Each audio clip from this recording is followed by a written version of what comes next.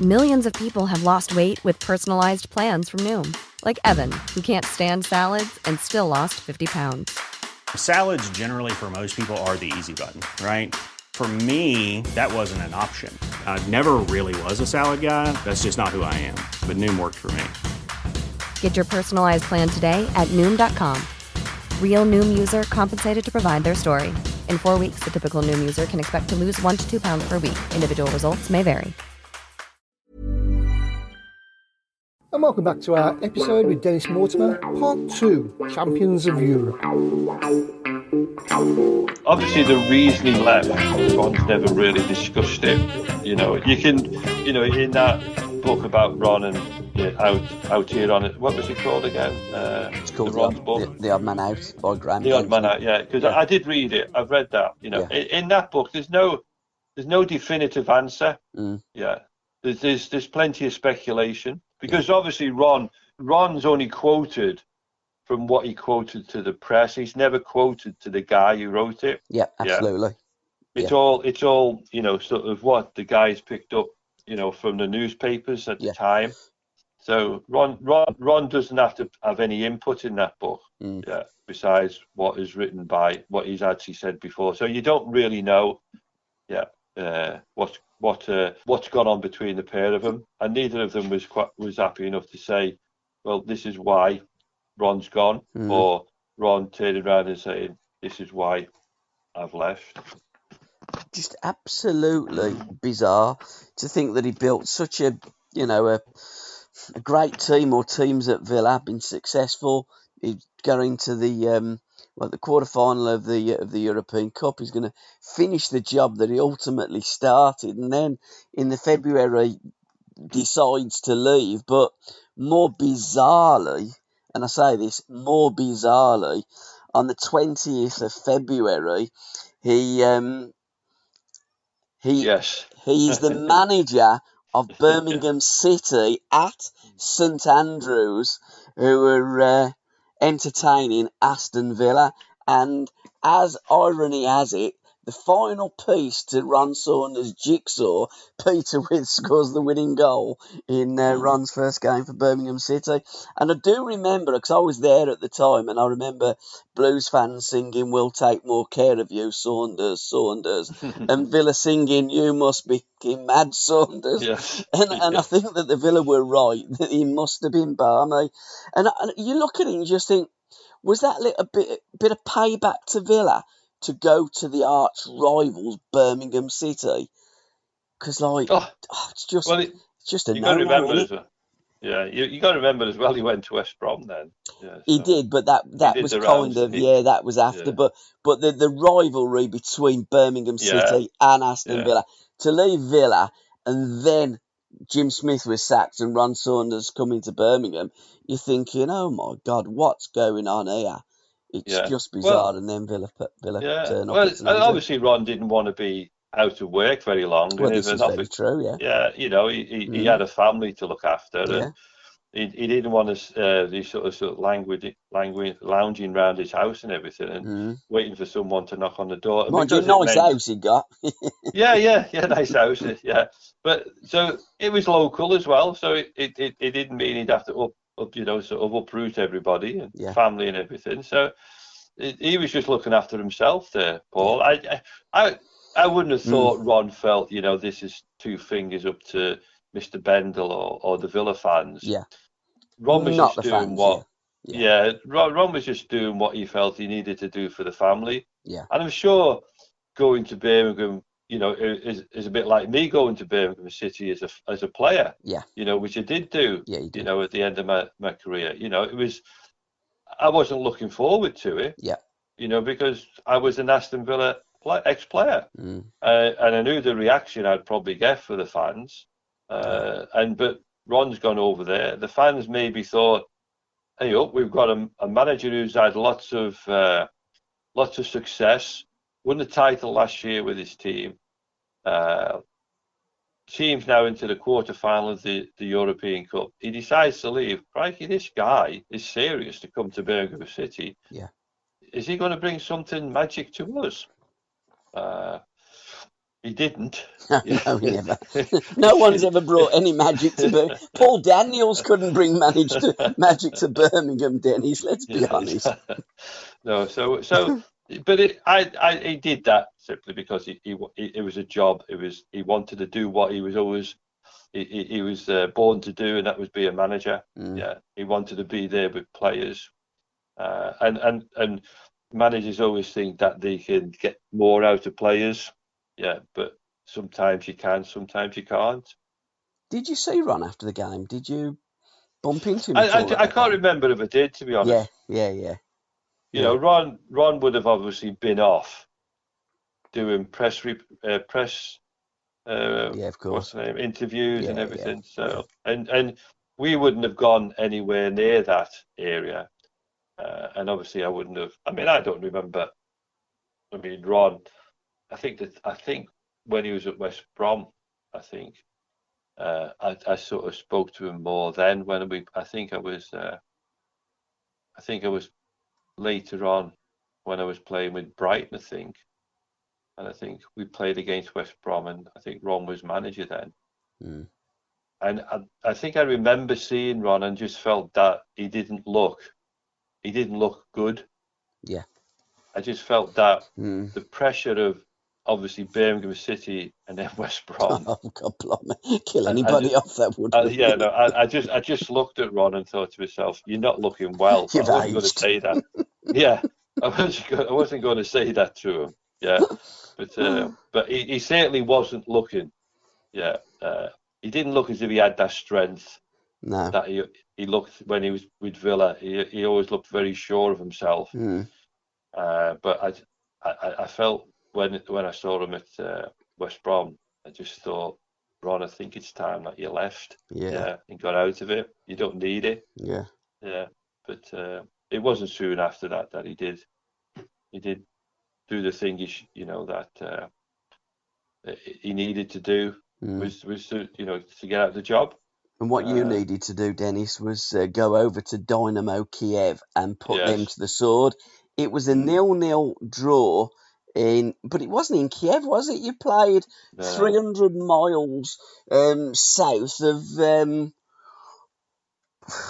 Siberia, wasn't it? And you was expecting to stay in Yalta, in a coastal town, but you didn't. And the reception wasn't particularly very good, but the reception was better than the sandwiches or cobs that you were given. Sid had a cockroach in his, didn't they?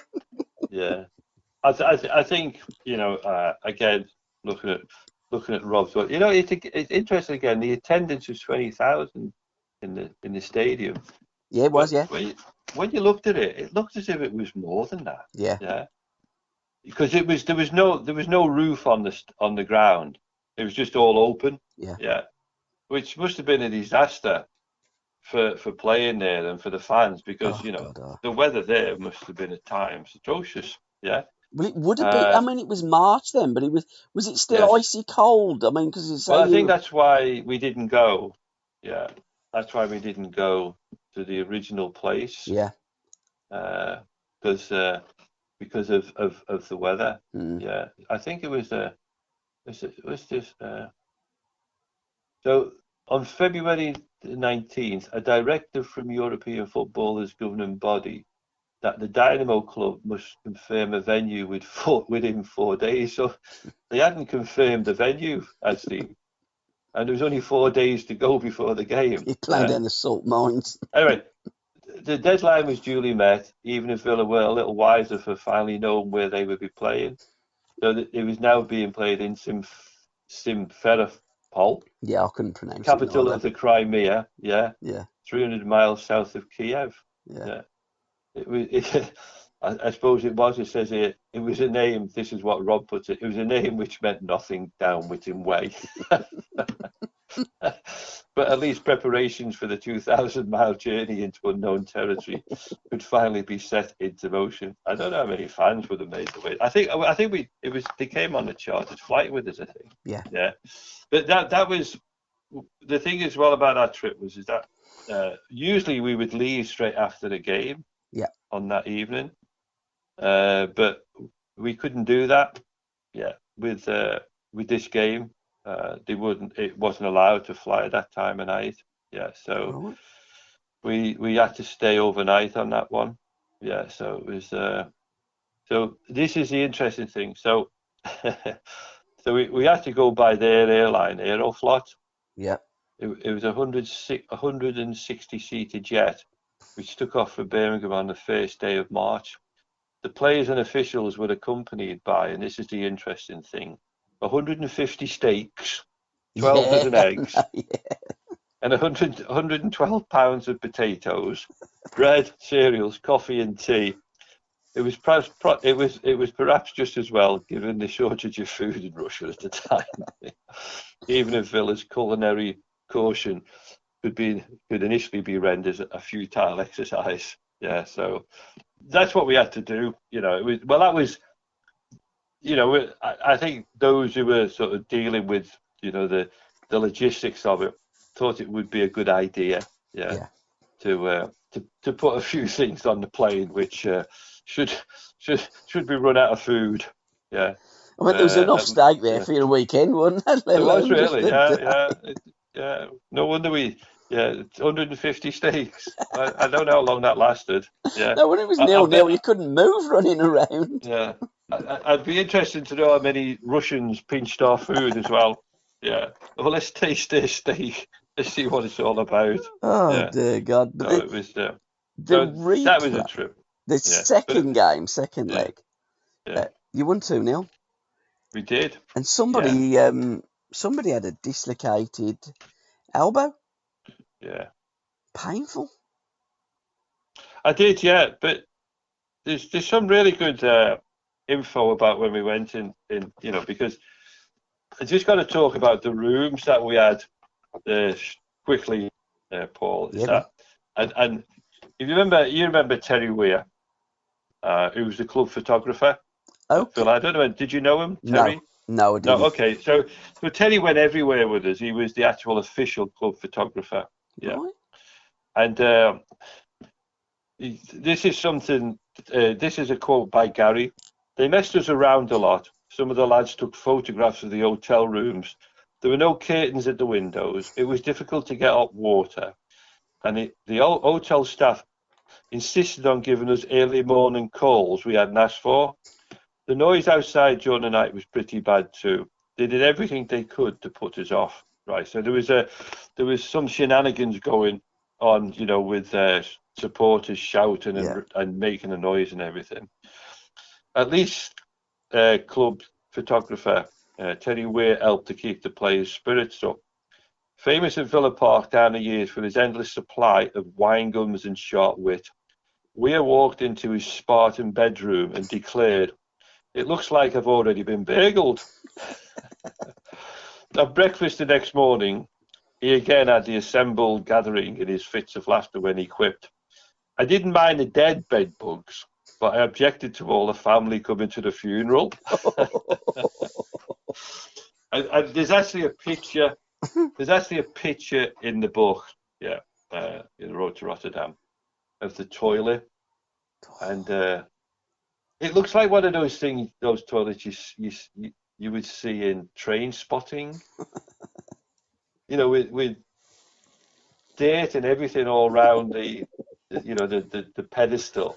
Oh, the lid on where the water comes out, there's nothing on it. Yeah. Oh my! So you're hovering. So, and there's no toilet seat, which is the worst thing because the toilet seats left a lot to be desired, the skipper adds. The seats weren't attached to the WC, and we joked that we would have to carry them around with us in case someone went to our rooms and nicked them. So it wouldn't get much on TripAdvisor these days, that hotel. No. I would think things have changed now, Paul. I would have thought so. I mean, for Shorzy with the punch bowl down the road, I'm surprised that he was moaning about the locals making a row. Yeah. So it was it was very interesting. Yeah, and there's a really good picture in here of the Villa supporters in Kiev with Lichfield Villains of all places. Right, okay, Lichfield. Yeah, there's a flag here with Lichfield Villains on. Yeah. Villa have always had great support, Lichfield and in the Shires and out of Birmingham as well as inside of Birmingham. But I suppose that comes by being successful, doesn't it? It does.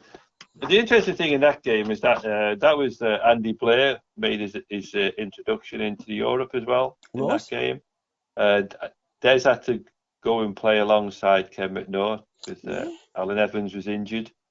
So Andy Blair dropped into the midfield with myself and Gordon and Tony Bishoji was there. So and the other added player there was Gary Shelton.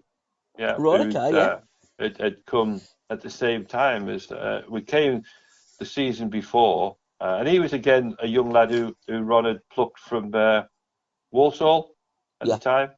Yeah, I think what was interesting in that the first quarter final, there was I didn't know any of the players in that team. I don't think many of us did, except one player. That was Oleg Blocking. Yeah.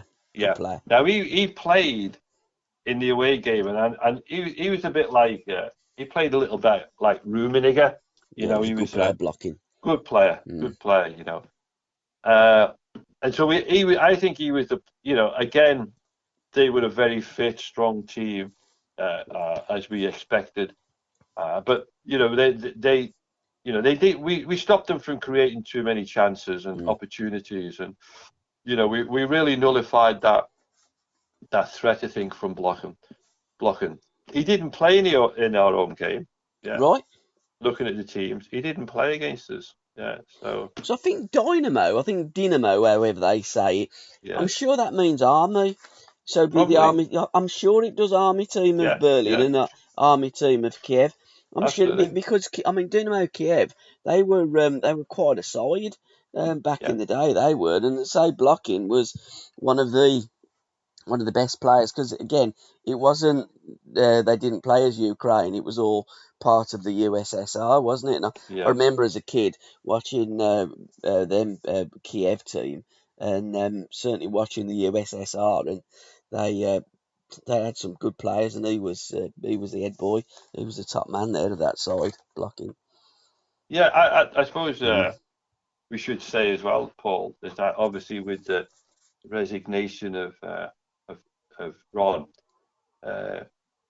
Tony Barton, who was like classed as assistant manager of the football club. Yeah. Tony was brought in now to steady the ship. So there was no going out now, and thinking, oh, let's bring in a known manager. Yeah. And I think that was a big help, really, because if someone else come in, they might have decided that the most important thing was the league position and not playing in Europe. So they might have decided that we're going to put all eggs in sort of making sure that we make our way up the league, and start winning games, because we weren't winning games. It was a disastrous season, as I said, like 6 wins in 25 games. It was awful. Too many draws. But so it was important that with Tony taking over, that he knew everybody. We knew him. We know he wouldn't be anything like Ron, because there's only one of him. So the thing was just to get on with it. Tony had the job. He wasn't going to make any changes to the team.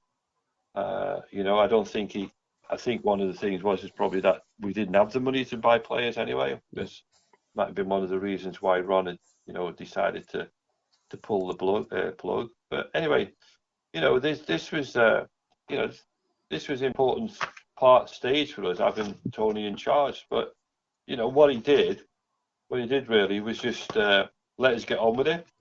Because I just felt at the time we had enough character in the team, and although we'd lost Ron, if you ask most footballers, when people come and go at a football club, you might have been your best mate who's gone, but you don't now go into a mope and start sort of thinking, oh well, he's gone now, I'm not very happy here. So Ron's gone. We're not all going to sort of stand around thinking, oh well, what do we do now? We just get on with it, and that's what we had to do. We had to get on with it, and just to sort of get into the game, and do what we were setting out to do, and that was to try and win the game.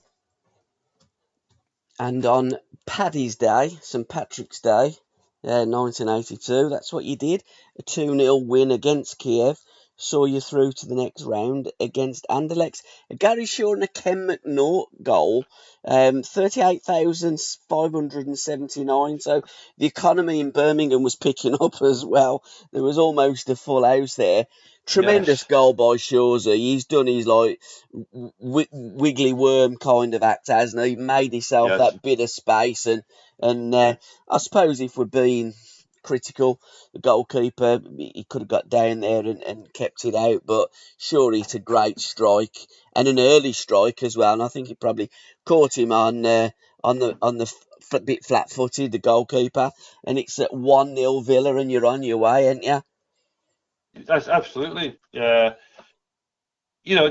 proved a tough game away. Yeah. So there was no escaping the fact, Paul, that coming to Villa Park, it was going to be a difficult game to play against them again. Yeah. As I said earlier, very fit, very strong, and again we knew that we'd have to be at our best, and even, as I say, even though our club form was disappointing, there's nothing better than a game, under floodlights, especially a game now which can take you into the semi-final of the European Cup.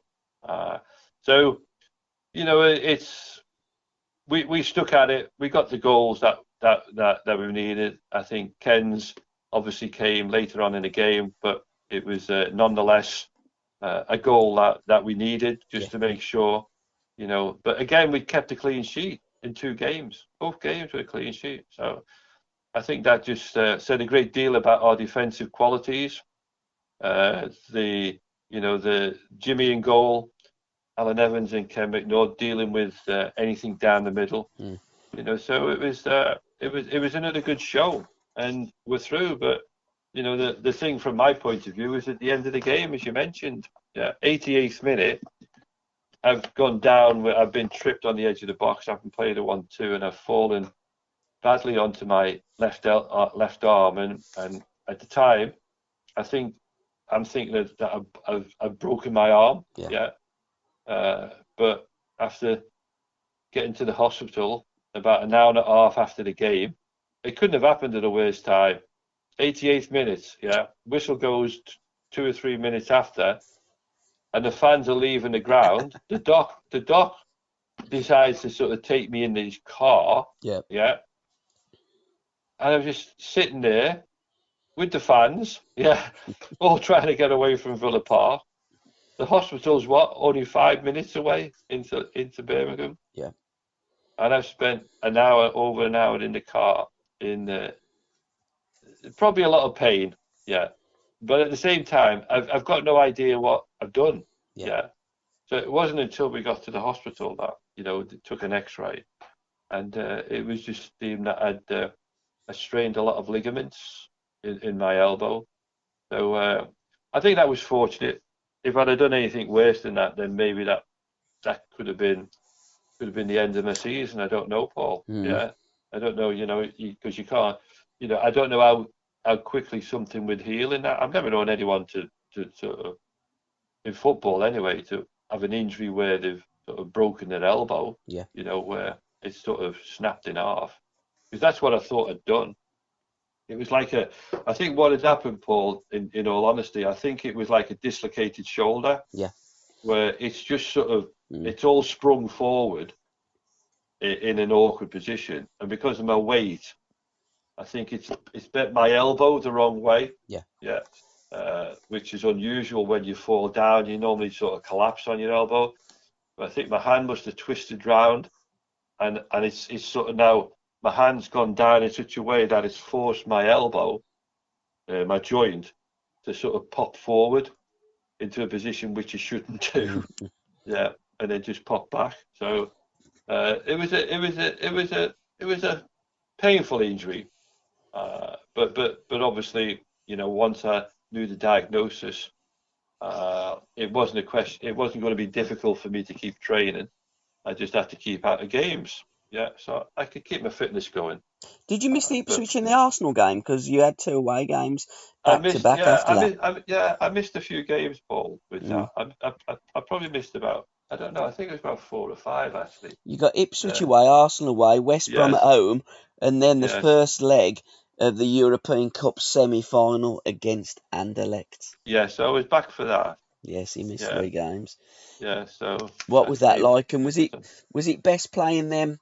Because previously, first round you played Valor at home, but then Dynamo Berlin and Kiev, you both played them away.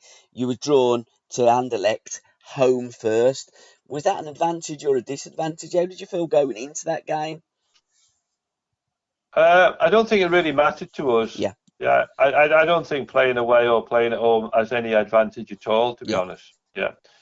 Because you're playing against good teams. Yeah. Because they would probably felt as comfortable playing away from home as we felt comfortable playing away from home. It's just sometimes that when you're playing at home, there might be more impetus from your fans, getting behind you, but it could work the other way as well. If you lose goals early on, your crowd might turn against you, and you get put under pressure by the fact that they're moaning and groaning. So I never felt really that playing home or away first had any real bearing on what we were trying to achieve.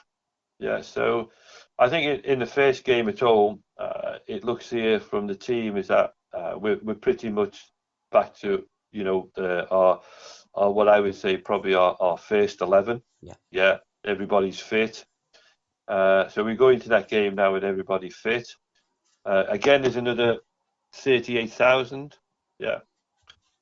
Tony again scores the goal that sort of matters to us. Great goal as well, wasn't it? Brilliant ball by Sid, and great control by Morley.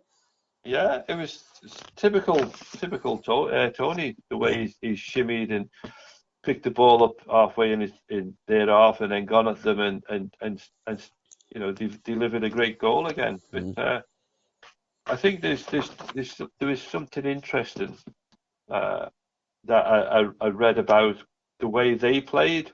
Yeah, apparently there was a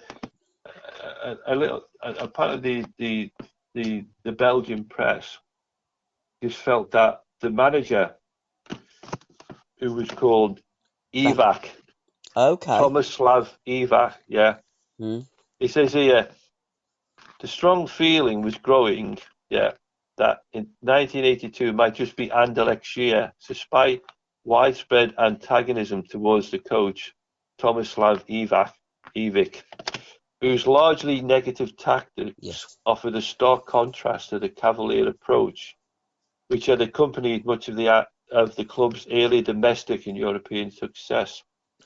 Anyone leafing through the Villa News and Record before the first leg was certainly left in no doubt about what was in store from the opponents controlled by the 49-year Yugoslav, who was described in the official programme as a non-smoking teetotaler who expects rigid discipline from his players both on and off the pitch.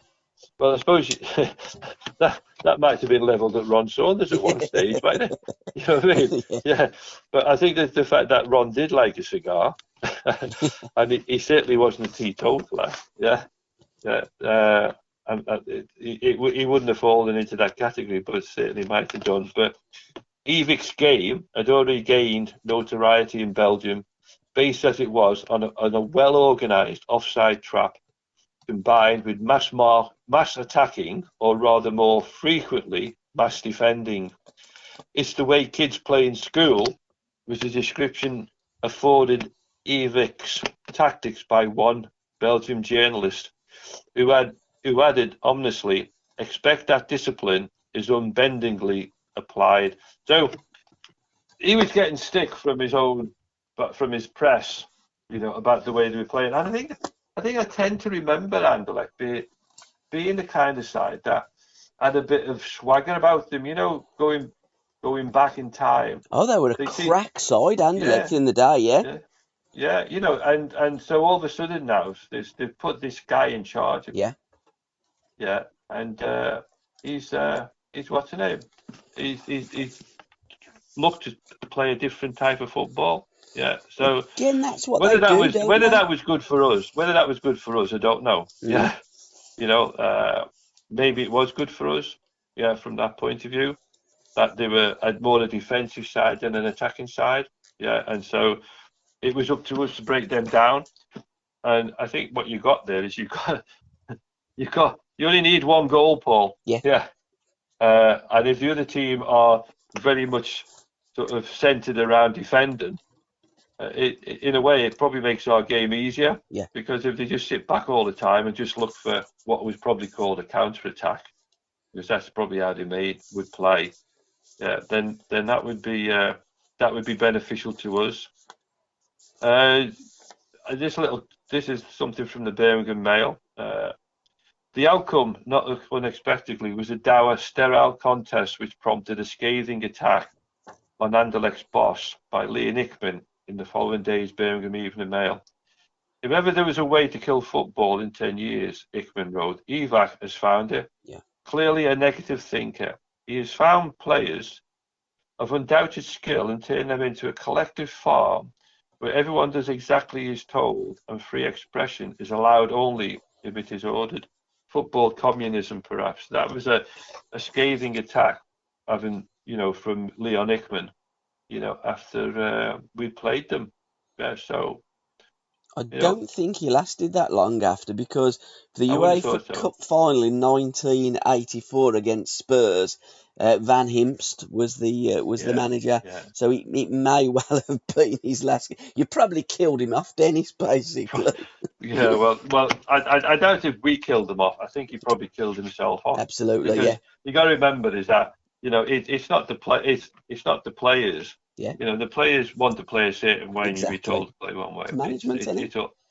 It's management, Dan, and you know, that's the thing. Yeah. All down to your philosophy of football and how you want your players to go out and play. And when you have that attitude to the game, don't moan when it comes back, bites you in the bum, and you get the tin tack because you've bored the pants off all your supporters. It's affected the crowd. You got knocked out of cups when you should have done better, but because of your inability to attack, guess what? You get knocked out. And that's what you did to him, mate. You knocked him out, so you are actually in the final of the European Cup. You've got to remember, How did that though, feel there? It felt great, but you've got to remember the trauma we went through after that game. Oh, it went on and on, didn't it? I mean, up to the end of April, there was still inquiries, wasn't there? And you got fined. Was it £14,500 and allowed to play the final? But it was in the balance, wasn't it? Because UEFA, Anderlecht had really put in. They'd gone in 2-footed on Villa with the crowd disturbances, and they basically wanted you thrown out of Europe and them to play Bayern Munich.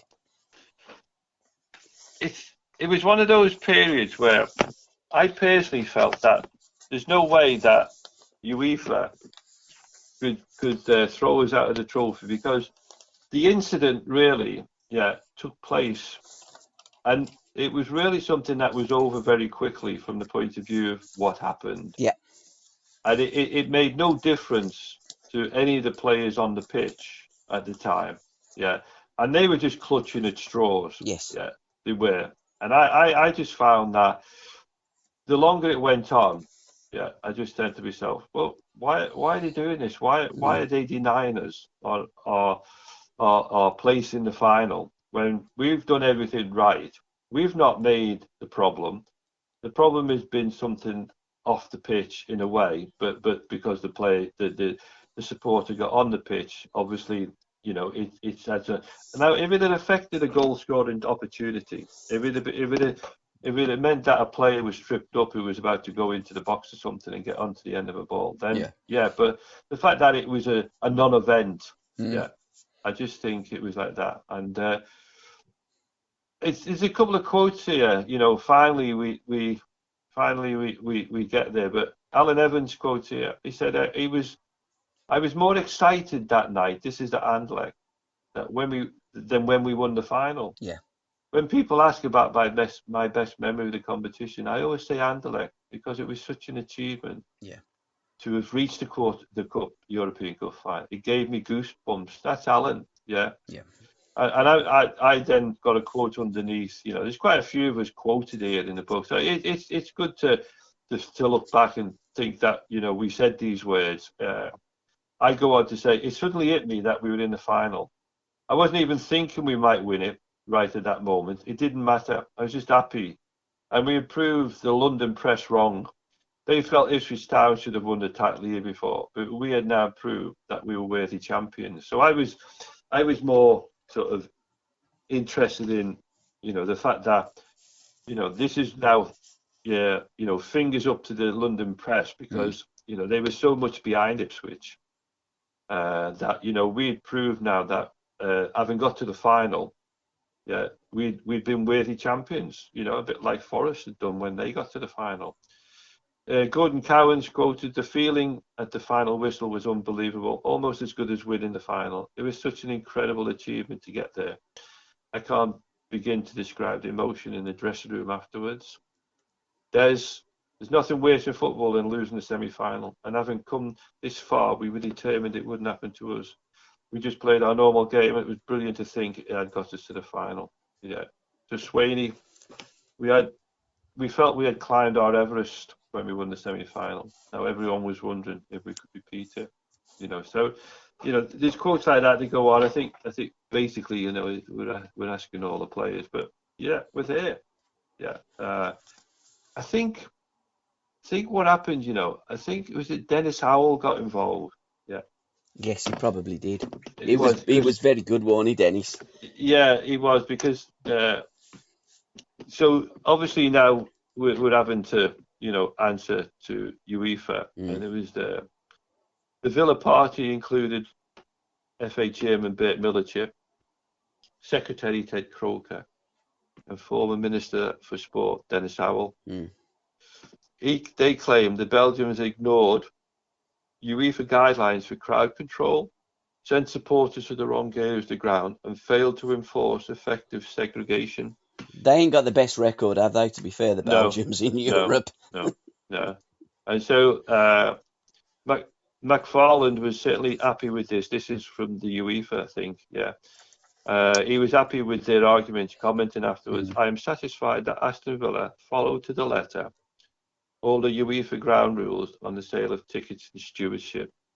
So 8 days after the match, on Thursday, April the 29th, Howells accompanied Secretary Steve Stride to Zurich to present the club's case and await UEFA's decision.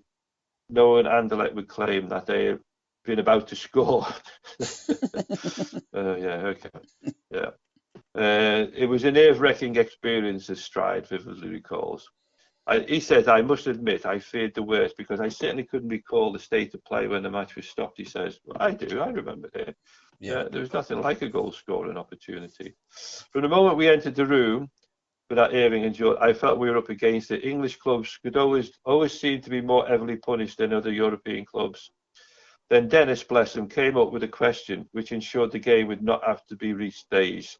Anderlecht claimed that we denied a goal by a fan running on the pitch, but Dennis was a former first-class referee and knew exactly what our approach should be. He simply asked where the game had been restarted, and the answer was that it resumed just inside our half. The Belgians could hardly argue they were about to break through our defence from there. Yeah, so well done, Dennis. Yeah. So we were fined 50,000 francs, and then we were ordered to play our next European game, a home game, behind closed doors. So that was our punishment. Yeah, but we were there. Yeah. This is the first time in Aston Villa's history. Yeah, we were in a final, a European final. The big one, the European Cup final against Bayern Munich. It was a David versus Goliath. So the press had put it, but I look at it, that's an Aston Villa team that won the English First Division, that's got to the European Cup final. Our English teams are any match to any team in the world, whether that be Bayern Munich, Anderlecht, Barcelona, Real Madrid. This is Aston Villa versus Bayern Munich. This is no David versus Goliath. These are two good teams going head to head. Yeah, you get to a final of a tournament and you've earned it. Absolutely. Paul, you've earned the right to go and, contest that game. I know names in football, yeah. And you look at the players that they've got playing for them, the international, German internationals, and the two big names, Rummenigge and Breitner. Yeah, two guys who have been to the World Cup on numerous occasions, and I think they might have won it by then. Yeah, been in the team, but they were stars of German football. Yeah, so it was always going to be a daunting task, but I think from our point of view, we knew we were playing after that long wait, after Anderlecht. So I think what that did is sort of, I think it helped us not to focus on Bayern for a while because we weren't sure we were going to be there. So it was good now that we had an opportunity. Yeah. So you didn't ask Paul Breitner about Chairman Mao, did you, by any chance? No. Apparently, when he was a kid, he was really into that ideology. Was he? Yeah, okay. and really kind of distanced himself in later life from it. Right. In fact, I was listening to a podcast the other day where they says, whatever you do, ask him anything, he'll answer anything. Just do not ask him about Chairman Mao. And he got the better of him. And he says, by the way, Paul, what's this about Chairman Mao? And he wasn't too pleased. But what a player. And scored the first goal in the World Cup final in 1974, didn't he, Paul Breitner, where Gerd Muller scored the winning goal against the Dutch. Yeah, he was. I mean, Rummenigge was a handful. Yeah, he was the one. He was such a quick, incisive player. Was he European Player of the Year as well, Dennis? By the way, at that time, I think he was, wasn't he? He must have got some awards because he was always on the. He was one of those players that you couldn't miss. Yeah, because he was so involved in the game. Yeah. But so this is we're in the final now, and Rob's labelled the start of this chapter the magnificent miss it. Go on. Right. So goal of the season, no chance. Oh come on, he won't miss it that bad. Let's listen. Yeah, listen. This is Rob. Yeah. Let's be honest. It was only goal of the game because there was only no other contenders. Peter Witt couldn't have cared less. With arguably the most awkward contact of his career, he had claimed the most significant goal in Aston Villa's history. Yeah. The one which made them kings of Europe. Needless to say, the magnificent miss it is etched indelibly on his mind. I can remember as it happened yesterday. He insists Tony Morley turned the defender one way and then the other. Maus Augenthaler was marking me, but he sensed the danger and moved across the cover, which left me on my own as I reached the 6-yard box. Tony drove the ball hard across the goal mouth, but it seemed to happen in slow motion. And I said to myself, concentrate. The ball hit a divot as it reached me, and it half hit my shin and half hit my ankle before flying against the post and in. I'm convinced that if I had struck it properly, the keeper would have saved it. But he didn't expect that. Yeah, I was too close to the goal to run to our supporters, so I ran into the net to celebrate. Gary Shaw was the first to reach me, and then Gordon Cowan jumped on my neck and dragged me to the ground. I must have resisted a bit because he kept saying, "Get down, you bastard." I think he did. If you watch that, you can see Gordon saying something to him. Yeah, but I didn't realise he'd said that. Yeah. But let's talk about that move, and then we're going to talk about the move from Jimmy Rimmer from his goal to then Nigel Spink coming on and playing, as you say, his first game for Villa. And I don't think there's many Villa supporters that actually knew who he was at the time or knew what was going on. I don't think you fellas knew what was going on when Jimmy come out the goal. No, we didn't. But that goal, I've looked at it again, time and time again. It was just a fantastic pass and movement. And when the ball got to Tony Morley, that defender didn't know whether he was Arthur or Martha. He turned him inside out. I mean, he almost put him on his backside. It was a fantastic move. Okay, Withy didn't get the greatest connections, but you're right. Sometimes when you do get a great connection, the goalkeeper saves it. Yeah, I mean, you could look at that and Yeah. analyse it a lot of ways, especially Peter's shot. Yeah, but I think if he'd have got his foot behind it, I think he was so close to goal. I don't think any keeper would say. The only way the keeper would have saved it if Peter had actually directed the ball back towards the goalkeeper and hit him on the legs or something. But if you know, and that would have been obviously the shape of his foot when the ball came over. Yeah. But you know, he's got this little nick, and the ball's in the back of the net. It's hit the inside of the post. Who cares? Exactly. You know, it's you don't mind how you score goals, Paul, No. especially a goal in the final Yeah. of the European. I mean, Peter's now, you know, he's who scored the winning goal for Aston Villa in the European Cup final? Peter With. Yeah. Don't we all wish we were that man? Yeah. But anyway, listen, we don't worry about that because you know we've all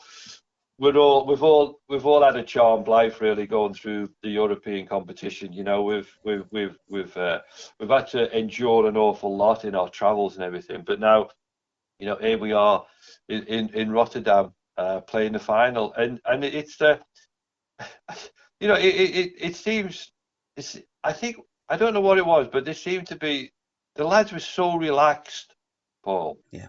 You know, it just seemed as if that, you know, there was no nervousness about playing the game.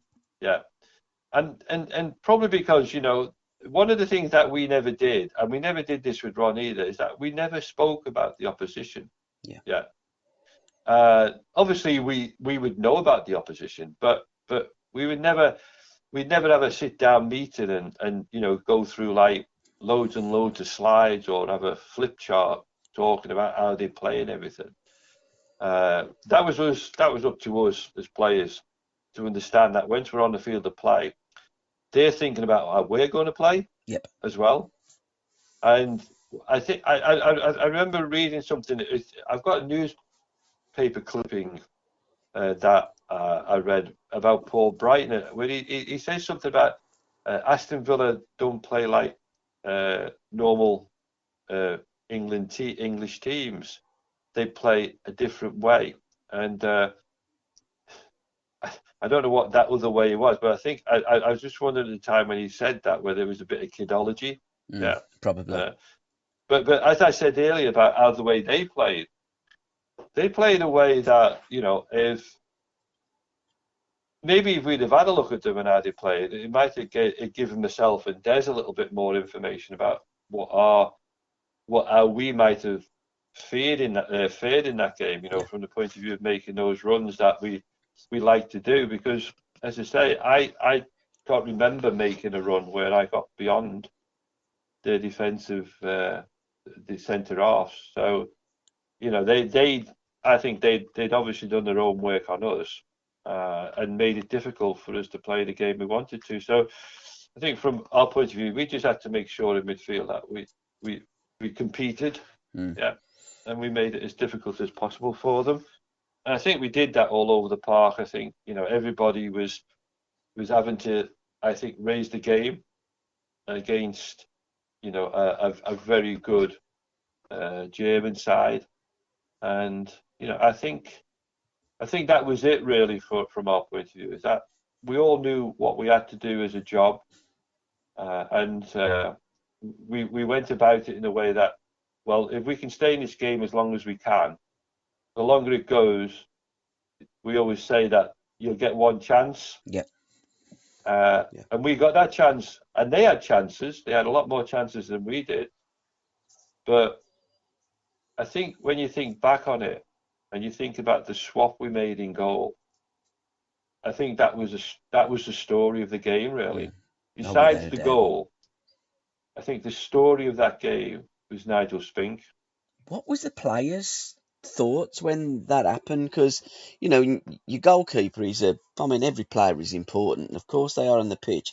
But when it's your goalkeeper and it's Jimmy Rimmer and you've got a rookie that's going in goal, and you didn't know about it, you must have just looked at it and it must have gone round the pitch. All of you looking aghast. What the hell's going on? What's going on? What was the pitch like at that time, you players, when you saw what was unfolding in front of your eyes? Well, I remember my memory of that time was yeah, I think I can't remember where the ball was, but I wasn't looking at the goal, at our goal. I think the ball might have been about midway on the halfway line, and I just remember all of a sudden seeing like Tony on the touchline, and I don't know what he was doing, but I think he was maybe sort of saying to the trying to get to the linesman and saying, look, we need to make a change. Yeah, that must have been what he was doing, because the game had stopped. So the game had stopped, and I'm thinking, why has it stopped? And then I've looked around, and I've towards our goal, just looking around the pitch and thinking, what's going on here? And then I see Jimmy walking across the pitch with his bag where he keeps his gloves in, sort of shaking his head. Yeah. I think, where's Jimmy going? We had enough, Jim. Yeah. So Jimmy's now made his way off the pitch, and I think Tony must have known that something was, because he must have said to Jimmy, look, give me a nod or something if you're not happy. Yeah. Because it didn't take long for Nigel to get on the pitch. It wasn't as if Nigel wasn't ready. Yep. Yeah.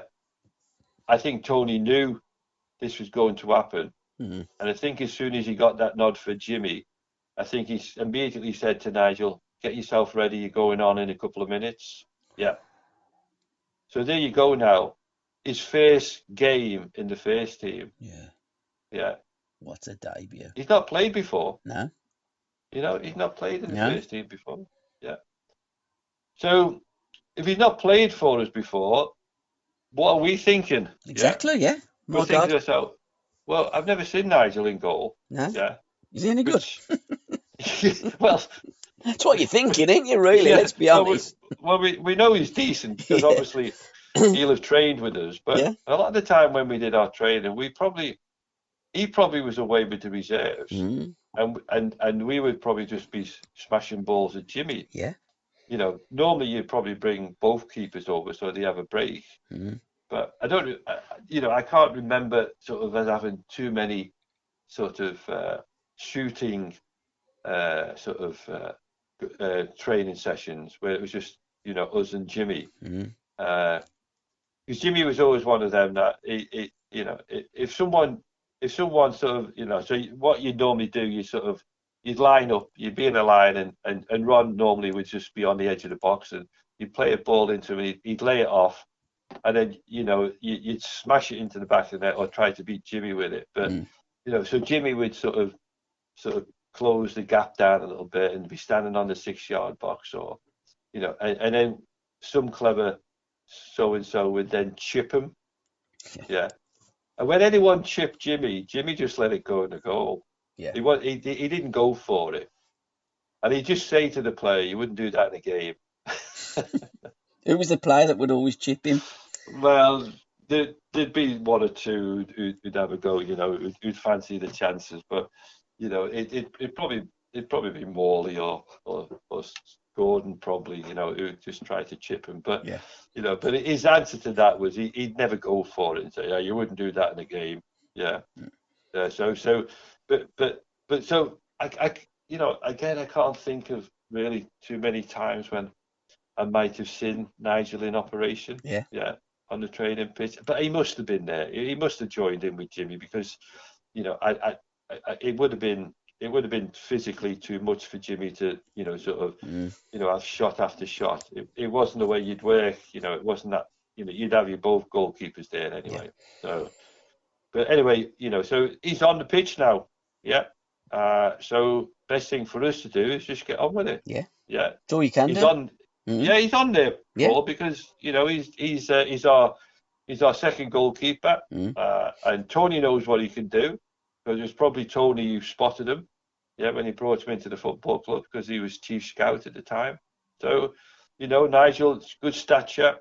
He's got a good build for a goalkeeper. Yep. Yeah, young lad. So, been looking forward to playing in the first team, but hey, not in the European Cup final. So, there you are. Nigel Spink, hero of our time. Yeah. And what a game he played. 11 heroes that day. Yeah. Dennis. Yeah, no, 11 but, heroes. that's right. But you've got to sort of pat Nigel on the back a little bit right now, because it was just an amazing. It was an amazing sort of introduction, for him. To come on in the European Cup final, your first game in the first team. It's not an easy thing to do, and I don't know how much now. I've never asked Nigel this, but I probably need to. Did he know about Jimmy? Yeah. Or was it just one of those moments where Tony's looked around him and said, "Look, you're going on in a minute." If you was the manager, what would you have done to a rookie goalkeeper? I know what I would have done. I wouldn't have told him. I think you probably were right there, because if you'd have told him, he would have been thinking to himself. Thinking too much. Yeah. Yeah. So going out there and realising now that you've got your first game in the first team and you're playing against Bayern Munich in the final. Yeah. I've got to be at my best, because he's onto hiding for nothing, isn't he? Really? Yeah. Because if for some reason he made some kind of mistake and all that, it leads to a goal or something, then he's going to be, well, not blamed, but it's going to be a certain amount of sort of the press asking a question. Yeah, criticism will be there. Yeah, well, absolutely. Why has he never played in the first team before? Yeah. How can you just put him on like that? Yeah. Anyway, it was it all worked out well in the end for us, Paul. Yeah. It certainly did. And you brought the European Cup home to Birmingham. Yes. No beard? No beard at the reception? Reception was in Amsterdam. Yeah? Yeah. So we had to get from Rotterdam Stadium then.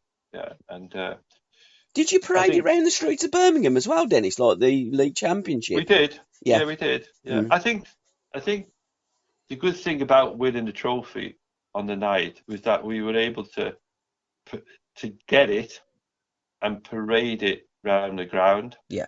With the fans over, sort of looking on. Whereas if you remember when we won the League Championship, we actually was given the trophy on the Sunday morning at the Villa Leisure Club, and by Jack Wiseman, and then we jumped on the bus and then went into Birmingham. Yeah. So it's much better, as players, to actually get the trophy and get your lap of honour around the pitch. Absolutely. It just and seems for fans as well. Yeah, absolutely. You see, so it just seems the way the way that trophies are won, that you parade them straight away. Yeah. Mind you, if that had happened down at Arsenal, I don't think we'd have got on the pitch. No, you probably wouldn't have. To be fair, we wouldn't have got on the pitch. Nah, we wouldn't have got on the pitch. So we've now got that pitch. So we've now got to get back to Amsterdam, where all the staff from the club are now in the hotel. They were all at the game, and all the wives and girlfriends and everything. But we're slightly delayed because Withy and Big Ken have been told now that they need a drugs test. Yeah. So that was now going to alter, because after the game it's virtually impossible to have a wee. Yep. So there's Ken and Peter now just sitting in the room with the two guys from Bayern Munich, and they're thinking to themselves, well, look, I don't know how long this is going to take, but we need something to drink. Yeah.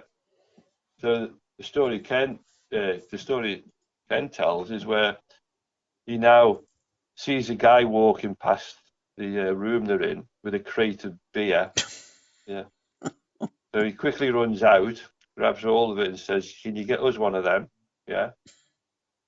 So instead of drinking water, the guy's now and drinking beer. Yeah, you know, I think Ken offered the German guys a drink, but they wouldn't take one. Yeah, but so what we had to do, we had to leave them there. Yeah, you would. Yeah. We had to leave them, and we got back. We then got to the hotel with the trophy. Started the celebration with the staff and everything, and Peter and Ken came about 2 hours later in a taxi.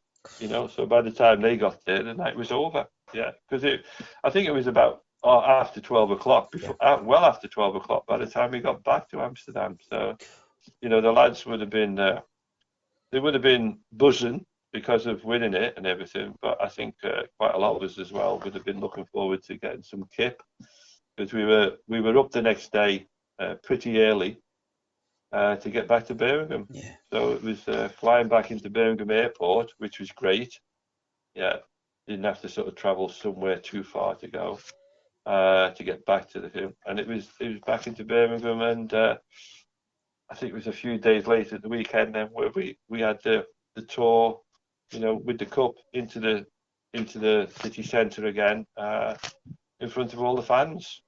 And you had some wonderful pictures taken on the plane with the European Cup as well, didn't you? Yes. Well, I got up front. Yeah. And had a photograph with the captain. So two captains. Yeah. With the trophy. He took his hands off the wheel. Couldn't believe it. He's got his hands on the cup and thinking, who's flying this thing, mate? I'm going to have the cup. Dennis, you fly the plane. Oh, my God. Yeah. He had his moment of fame as well. Yeah. So it was... So as I say, Paul, the good thing is that this road to Rotterdam, if you want to read a little bit more, if you want I should definitely buy it. I should definitely get it. If you want to get a little bit of insight into what the players were thinking and their thoughts and everything, and the things like from Tony Barton and everything. Yeah, so I've got the picture in front of me here of me and the captain. He's got both hands on the trophy.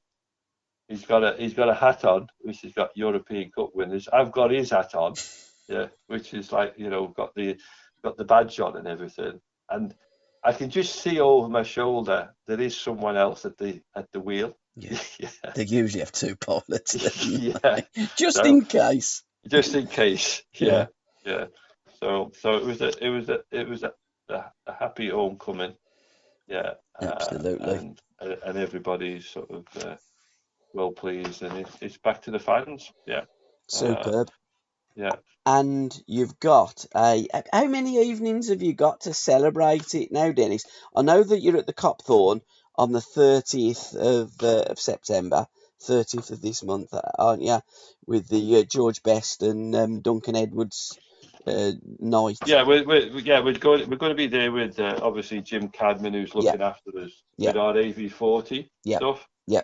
So what we've got now is that, unfortunately for us, and because of COVID, we haven't been able to do what we planned. I think when we go back to when I first spoke with you, Paul, we spoke about trying and get out on the road and get to meet the fans and relive winning the First Division Championship. Yeah. So we've still got that in mind. We're going to be doing that as soon as we can. There are a few things Jim's organised, which we're going to hopefully get going. We just got to hope that COVID doesn't strike again. Yeah, sure.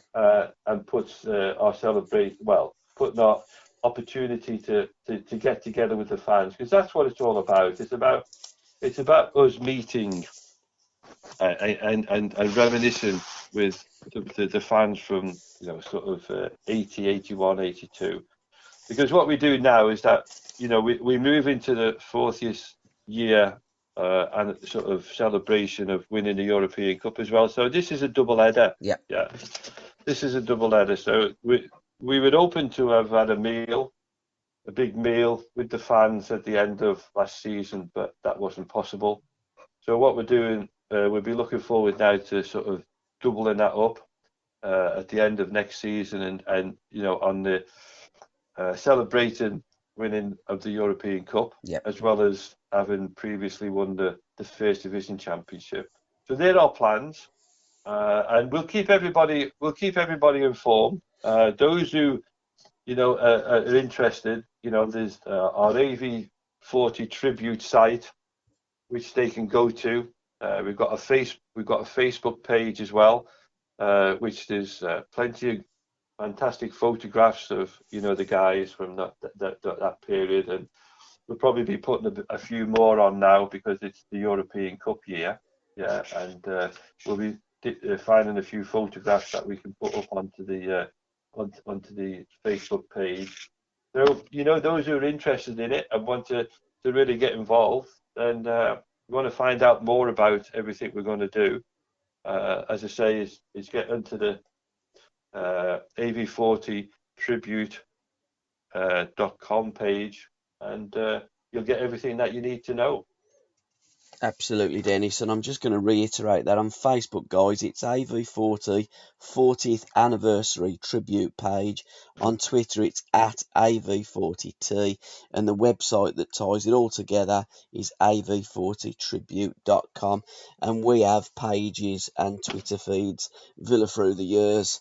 We will be retweeting and sharing everything, and I'd love to, going forward, Dennis, do a number of podcasts. I've lined one up with Tony.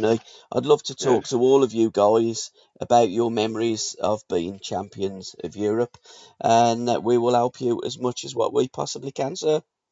No, that's great, Paul. And the lads, they enjoy talking about it. And the big thing really for us is this, as we said at the start, is the filming with BT Sport. Yep. It's going to be called The Villains. Yep. Yeah. And it's all about the winning of the league and then winning the European Cup. And if I know and I've watched things that BT Sport do, this is going to be another champion sort of film. Yeah, epic. And this will be out next May. But hopefully what we will do and try to do, or Jim will try to do, Jim Cadman, will be to try and get a preview. Yeah, so that we can stick it on the website. Yeah, absolutely. So that the fans can get a flavour of it. Yeah, a few trailers. And we just hope that when they come to editing, that they do a good job for us. And if it's BT Sport, I'm sure they will. So there's going to be plenty for the guys to get. To get into, to decide which bits they want to put on, which comments, from the players and everything. So we all look forward to it. I certainly look forward to it because I think it's great that, after 40 years, we can get this down on film. And from our point of view, it'll give us a chance now to have something just to remind us again of those marvellous 2 seasons. Absolutely, Dennis. And can I thank you so much for your time, sir? And if you would kindly ask any of the guys if they want to do a podcast, I'd be only too happy to record all their memories and go through the games of that fantastic achievement 40 years ago, 41 years ago now, when you won the Football League Championship and then went on to conquer Europe and became champions of Europe. And I know the Villa faithful love singing, "You'll never sing that, you'll never sing that, champions of Europe, you'll never sing that," because that is only 5 teams, Villa, Forest, Chelsea, Manchester United and Liverpool. And of course, Celtic Football Club makes the 6th of the British clubs. But only 5 English clubs have ever done that. And you are the only team from the West Midlands to have ever achieved that status as well. So congratulations, Dennis, and thank you very much, sir. And thanks for listening, guys. No, it's been a pleasure, Paul, and it's good. And I certainly will get a few more for you to get their memories to you, because it's we're all coming from a different place. Absolutely. Cheers, Den. Thanks for your Paul. time, Thanks mate. a lot. Cheers, Bye, pal. mate. Bye-bye now. Bye. Bye-bye.